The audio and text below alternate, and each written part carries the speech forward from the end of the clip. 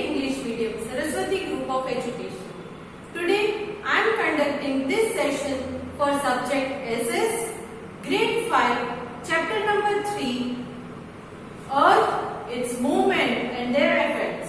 So, movements of the Earth and their effect, this is the name of the chapter, and this is my first session for this chapter. But before I start this chapter, let us recall the previous chapters and have some recap session. एक बार हम पिछले chapter में क्या पढ़ा था इसके बारे में पढ़ लेते हैं, एक बार रिकैप कर लेते हैं ताकि इस चैप्टर के साथ आपकी कनेक्टिविटी और मजबूत हो जाए. Okay, so our first chapter was our earth, continents and ocean. पहला चैप्टर था our earth, continents and ocean. इस चैप्टर में हमने ये पढ़ा था कि कॉन्टिनेंट्स क्या है, ओशंस क्या है. ओके, सो कॉन्टिनेंट्स क्या है? बिग लैंड मासेस, बड़े बड़े लैंड मास जो है जमीन के टुकड़े, उसे हम कॉन्टिनेंट्स कहते हैं. Okay, and big water bodies are called oceans. बड़े वाटर के बॉडीज है उसे ओशंस कहते हैं. Then I also taught you that there is more water than land on the surface of earth. अर्थ के ऊपर जो है वो वाटर ज्यादा है एंड लैंड कम है. ओके, 71% जो है 100%, परसेंट में कितना होता है 100. सो 100 में से 71% जो है वो वाटर है एंड 29% सिर्फ लैंड एरिया है. ओके, so earth कैसा दिखेगा? if water is more, so water is of blue color, right? normally blue color का होता है अगर water है तो. तो इस वजह से जो है आपने अगर ग्लोब देखा है तो उसमें ब्लू कलर ज्यादा दिखेगा. so from the space our earth looks blue in color. next, continents and oceans में हमने कितने continents के बारे में पढ़ा था? does anyone remember? किसी को याद है? First chapter था, right? Okay, so let us recall that there were 7 continents. कितने continents थे? 7. कौन कौन से थे? Asia, Africa, north America, south America, Antarctica, Australia. कौन से? Asia, Africa, north America, south America, Antarctica, Australia and Europe. 7 continents, all together 7 continents थे. फिर इनके बारे में हमने डिटेल स्टडीज भी की थी जो इस सेशन में हम कवर नहीं करेंगे क्योंकि ये चैप्टर ऑलरेडी खत्म हो गया है और हम सिर्फ इस चैप्टर का रिकैप कर रहे हैं अभी के लिए. नेक्स्ट, ओशंस के बारे में हमने क्या पढ़ा था? There are altogether 5 oceans. How many oceans? 5. किसी को याद है इन 5 ओशंस के नाम याद है? Okay, maybe let us recall. Maybe you're right, maybe you're wrong. So एक बार मैं बोल देती हूँ कौन कौन से थे. Pacific ocean, Atlantic ocean, Indian ocean, Arctic ocean and southern ocean. Pacific ocean, Atlantic ocean, Arctic ocean, southern ocean and Indian ocean. Indian ocean एक ऐसा ओशन है जिसका नाम उसके बाजू में जो कंट्री है दैट इज इंडिया, उसकी वजह से उस ओशन का नाम इंडियन ओशन है. Then I also solve the exercise of this chapter. इस चैप्टर की एक्सरसाइज भी हमने सॉल्व कर दी थी जिसमें हमने मैच द फॉलोइंग, ट्रू और false, choose the correct answer, unscramble the letters and form the correct word and question answers discuss किए थे और इसकी पीडीएफ भी आपको भेज दी गई थी. तो आई होप कि you all have done that work in your CW. Then actually आपकी टेक्स्ट बुक में इतना ही नहीं है एक्सरसाइज में, और भी कुछ क्वेश्चंस है जैसे कि let's discuss, let's do and value for me. इनमें आपको अलग अलग एक्टिविटीज करनी है. मैप वर्क भी है कभी कभी, तो फर्स्ट चैप्टर में एक मैप वर्क भी है. But since you all are not having your textbook with you, I have not done this exercise questions for you. तो ये क्वेश्चंस हमने अभी के लिए इग्नोर किए हैं. बाद में जब आपके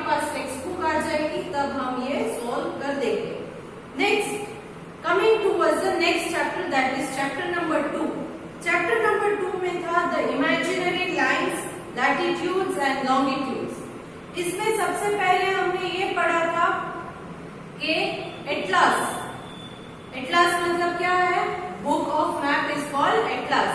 तो एटलास के बारे में हमने पढ़ा था कि एटलास में अलग अलग जगह पर लोकेशन हमें डिफरेंट प्लेसेस के अगर फाइंड करने हैं तो कैसे करने हैं, कैसे करेंगे. एटलास के पीछे इंडेक्स में क्या दिया जाता है? इंडेक्स में क्या देते हैं? Yes, names of different places. अलग अलग प्लेस के नेम होते हैं और वो किस ऑर्डर में उन्होंने प्लेस किए हैं? Alphabetical order, right. Alphabetical order means A, B, C, D ऐसे अल्फाबेट्स के मुताबिक उसे प्लेस किया गया है.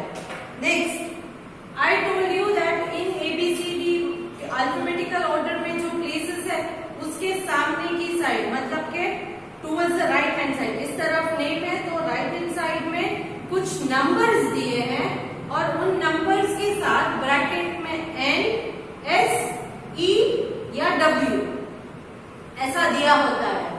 तो what are these N, S, E, W? ये N, S, E, W क्या है? It is north, that is N, south is S, east is E and W is west. तो ये डायरेक्शंस है actually. Okay, then talking about the latitude. अब latitude के बारे में हमने क्या पढ़ा था? लैटिट्यूड मीन्स जो हॉरिजॉन्टल लाइंस होती है, आप अगर मैप में देखो या किसी ग्लोब में देखो तो हॉरिजॉन्टल लाइंस जो है इसको कहते हैं लैटिट्यूड्स. ओके, क्या कहते हैं? लैटिट्यूड्स. नाउ सबसे इंपॉर्टेंट लैटिट्यूड कौन सी है? 0 डिग्री वाली. It is equator. It is exactly in the centre of the अर्थ के एकदम सेंटर में है इक्वेटर, जिसको 0 डिग्री लैटिट्यूड कहते हैं. ओके, सो इक्वेटर जो है वो अर्थ को 2 इक्वल पार्ट्स में कट करती है, डिवाइड करती है. The part towards the north is called northern hemisphere and the part towards the south is called southern hemisphere. Correct? Then ये इक्वेटर एक ही ऐसी लैटिट्यूड नहीं है, ऐसी बहुत सारी लैटिट्यूड्स हैं जिनमें से इक्वेटर के अलावा और 4 इंपॉर्टेंट लैटिट्यूड्स हैं. Tropic of cancer in northern hemisphere 23.5 degree. Tropic of capricorn in southern hemisphere again 23.5 degree. Then Arctic circle that is 66.5 degree in the northern hemisphere and Antarctic circle 66.5 degree in the southern hemisphere. So except equator there are 4 other important latitudes. Correct? Now latitudes, they are at equal distance from all the places. हर जगह से distance अगर देखो तो equator के साथ compare करते जाओगे तो हर जगह पर उनके बीच का जो डिस्टेंस है वो सेम है. Means they are parallel. All the latitudes are parallel. Longest latitude equator है. कौन सा है longest latitude? Equator. Now as it moves towards the pole, जैसे जैसे लैटिट्यूड पोल्स की तरफ बढ़ती जाती है उनकी लेंथ कम होते जाती है and finally it becomes a dot when it reaches the pole. Finally ऊपर पोल पर जाकर वो लाइन नहीं रहती है, सिर्फ एक डॉट बन जाता है. ये हमने पढ़ लिया. Then coming towards longitude. Longitude के बारे में हमने क्या पढ़ा था? The vertical lines on the globe और a map are called longitudes. ये लैटिट्यूड हो या लॉन्गिट्यूड, ये इमेजिनरी लाइन ही है. वो एक्चुअली अर्थ के सरफेस के ऊपर ऐसी कोई लाइन है नहीं, but it is imaginary line for our convenience. अपने कन्वीनियंस के लिए हमने ये लाइंस बनाई है. ओके, ताकि हमें कोई भी प्लेस लोकेट करने के लिए इजी हो. नाउ लॉन्गिट्यूड्स को मेरिडियंस भी कहा जाता है. Meridians of longitude. In lines को लॉन्गिट्यूड या मेरिडियंस ऑफ लॉन्गिट्यूड भी बोला जाता है. नाउ सबसे इंपॉर्टेंट लॉन्गिट्यूड कौन सी है? It is prime meridian, 0 degree वाली प्राइम मेरिडियन। देन ये 0 डिग्री वाली जो प्राइम मेरिडियन है ये एक्चुअली हाफ सेमी सर्कल को करती है। इक्वेटर जो है वो पूरा सर्कल करती है। लैटिट्यूड में इक्वेटर पूरा चक्कर लगाता है, so it is 360 degree. But ये लॉन्गिट्यूड्स जो है ना वो सेमी सर्कल्स ही है, because they start from the pole, north pole and end in the south pole. North pole to south pole ही जाती है। So all the longitude they come and meet at the pole. सारी की सारी longitude जो है वो पोल पर एक दूसरे से टच कर जाती है, राइट? तो इस वजह से इसको दो लॉन्गिट्यूड जो है वो मिलकर अर्थ को डिवाइड करती है। जैसे इक्वेटर एक ही लैटिट्यूड है जो अर्थ को northern hemisphere and southern hemisphere में डिवाइड करती है, वैसे ही लॉन्गिट्यूड में दो लॉन्गिट्यूड है। एक है prime meridian that is 0 degree और दूसरी है 180 डिग्री लॉन्गिट्यूड जिसको हम इंटरनेशनल डेट लाइन कहते हैं। ये दो लॉन्गिट्यूड्स जो है वो अर्थ को 2 इक्वल हाफ्स में डिवाइड करती है। एक है ईस्टर्न हेमिस्फीयर, एक है western hemisphere. Clear? Eastern hemisphere, western hemisphere. ये किससे होता है? लॉन्गिट्यूड से। कौन सी लॉन्गिट्यूड? कौन सी longitude? Prime meridian that is 0 degree and international date line that is 180 degree. And latitudes सिर्फ एक ही लैटिट्यूड है that is equator which divides earth in 2 parts, northern hemisphere and southern hemisphere. I hope you are clear with this concept. Now then I also talked about that the longitudes they are at farthest near the equator. Equator के पास जो longitudes के बीच का distance है, दो longitudes के बीच का डिस्टेंस इक्वेटर पे फारदेस्ट है।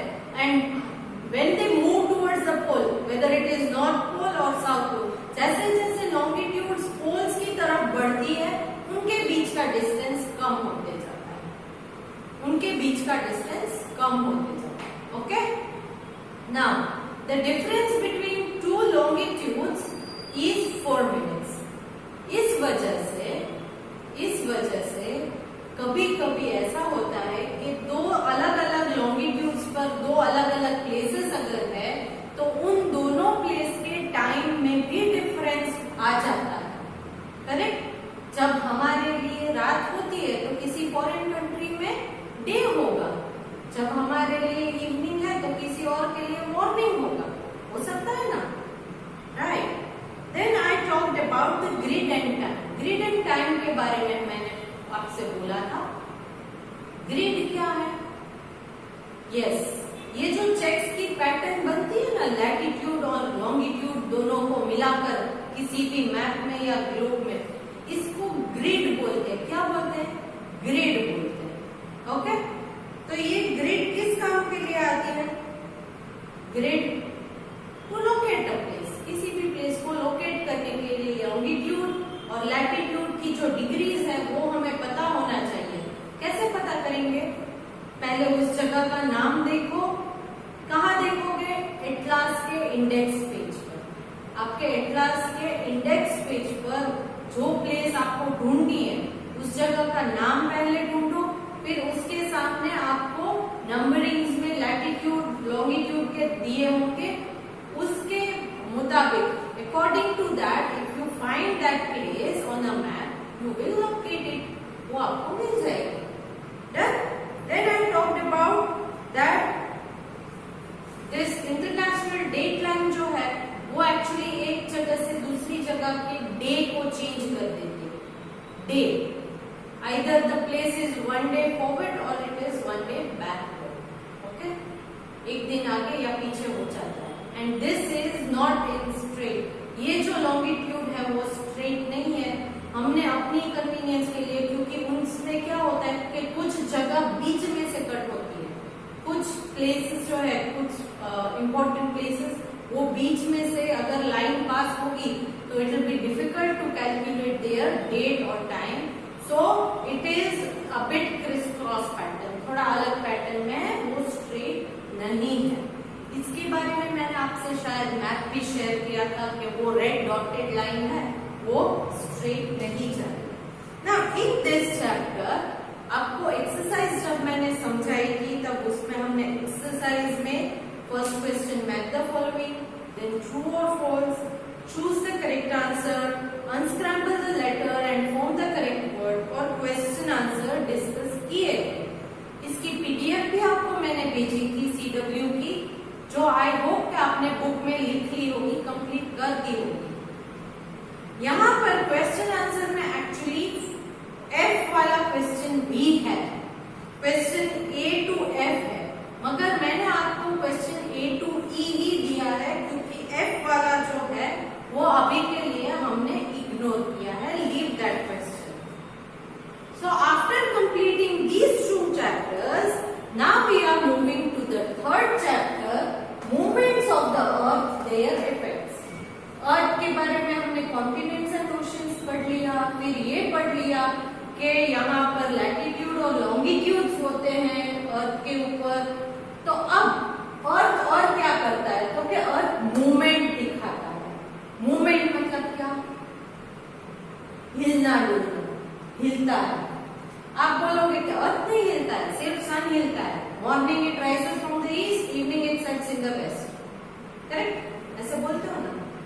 अरे नहीं, ऐसा नहीं होता है। Sun is at its fixed place, sun जो है वो अपनी फिक्स्ड प्लेस पर ही है। मूवमेंट जो दिखाता है वो है अर्थ, अर्थ मूव करता है, सन नहीं मूव करता है। Okay, so earth shows the movement. कौन सी मूवमेंट शो करता है earth? Two types of movement, previous grade also you have learned this. One is rotation, other one is revolution. So rotation and revolution, ये दो type के movements हैं जो अर्थ दिखाता है। नाउ डिटेल में अगर एक एक को हम ले तो let me start with rotation. Rotation से स्टार्ट करते हैं। अर्थ ही नहीं, बाकी के प्लैनेट्स जो है आपने पढ़ा होगा कि सोलर सिस्टम में सन की फैमिली में 8 प्लैनेट्स हैं, पहले 9 थे, अब सिर्फ 8 प्लैनेट्स हैं। Mercury, Venus, Earth, Mars, Jupiter, Saturn, Uranus, Neptune, ये सारे के सारे जो मैंने नाम बोले, ये सारे के सारे प्लैनेट्स जो है वो सन के around the sun they keep on moving, वो अपना मूवमेंट चालू ही रखते हैं। तो हम अब सिर्फ अर्थ के बारे में, the earth, movements of the अर्थ, तो अर्थ के मूवमेंट्स के बारे में ही डिस्कस कर रहे हैं। पहला है रोटेशन। जब मैं रोटेशन के बारे में आपको बोलूं तो आपको ये सारे वर्ड्स याद रखने हैं। रोटेशन में स्पिनिंग इंपॉर्टेंट है, एक्सिस इंपॉर्टेंट है, 24 आवर्स इंपॉर्टेंट है एंड डे एंड नाइट। अब इन वर्ड्स का कनेक्टिविटी क्या है ये मैं आपको समझाती हूँ। How these words are connected to each other. Rotation, it is the spinning movement of the earth. Spinning का मतलब क्या? एक ही जगह पर गोल गोल जो घूमता है ना, उसे स्पिनिंग कहते हैं। क्या कहते हैं? स्पिनिंग। ओके, तो अर्थ भी ऐसे ही है, ये नॉर्थ पोल, ये साउथ पोल, दो पोल्स हैं, वो फिक्स्ड है, मगर बीच में से ऐसे ऐसे घूमता रहता है, तो इसको कहते हैं स्पिनिंग मूवमेंट। क्या कहेंगे? Spinning movement. So the spinning movement of the earth on its axis, ये ऊपर नीचे north pole and south pole की जो एक्सिस है इमेजिनरी होती है, वो फिक्स्ड होती है, ये पॉइंट फिक्स्ड होते हैं, ये एक्सिस के दो पॉइंट फिक्स्ड होते हैं, सो उसे एक्सिस कहेंगे।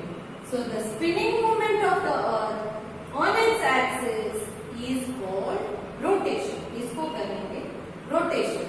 नाउ अर्थ को रोटेट करने के लिए कितना टाइम चाहिए? मतलब एक चक्कर लगाने के लिए सन के इर्द गिर्द नहीं लगाना है, नॉट अराउंड द सन, उसकी फिक्स्ड प्लेस में जो ये ऐसे घूमता रहता है ना, गोल गोल घूमता रहता है, इस मूवमेंट को रोटेशन कहते हैं। अब ये एक बार अगर गोल घूमेगा तो उसमें कितना टाइम लगेगा? 24 आवर्स। कितना? 24 आवर्स, राइट? नाउ एक दिन में कितने आवर्स होते हैं? 24 आवर्स, राइट? एक दिन में 24 आवर्स होते हैं। तो एक दिन में चेंजेस क्या होता है? Day and night.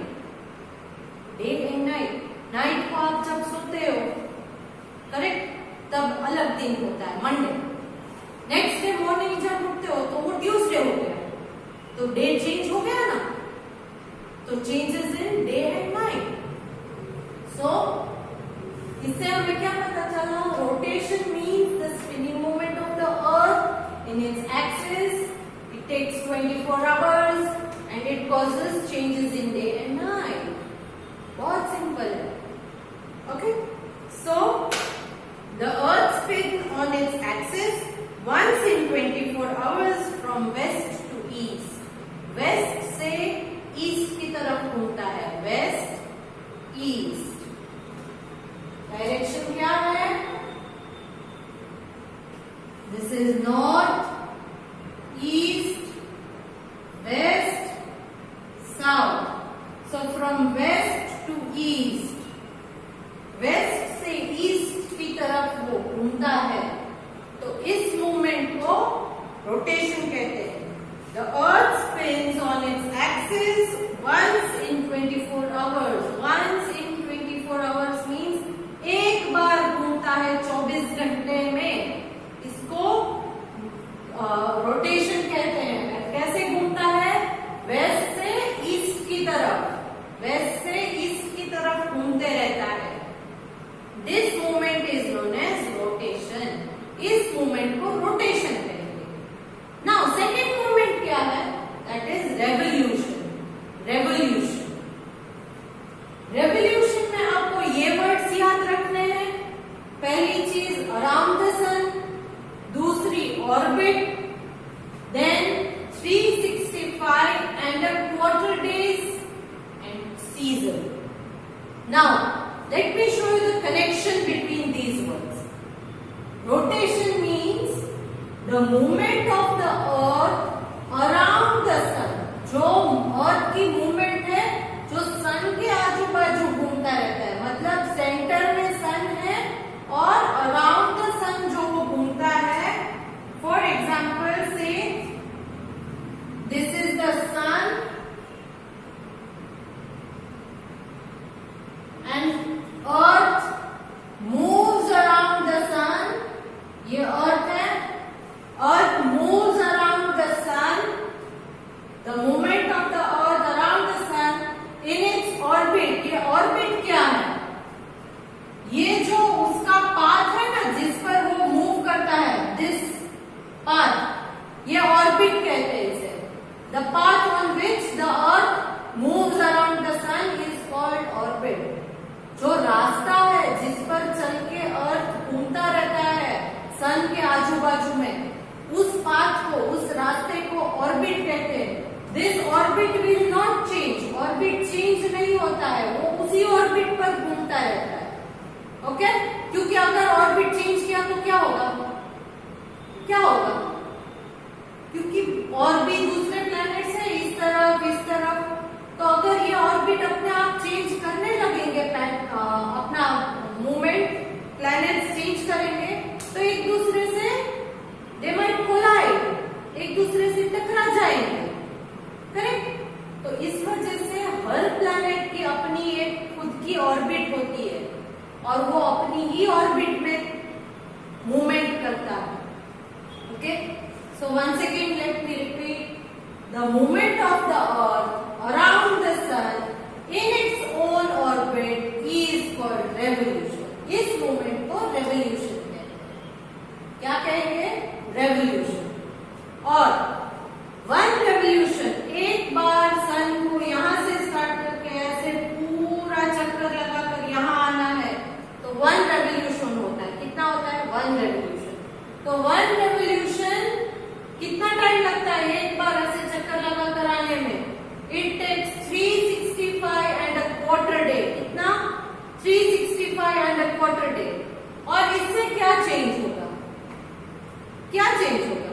जैसे यहां पर मैंने बोला था कि changes in day and night, day and night, तो यहां पर चेंज होगी सीजन्स।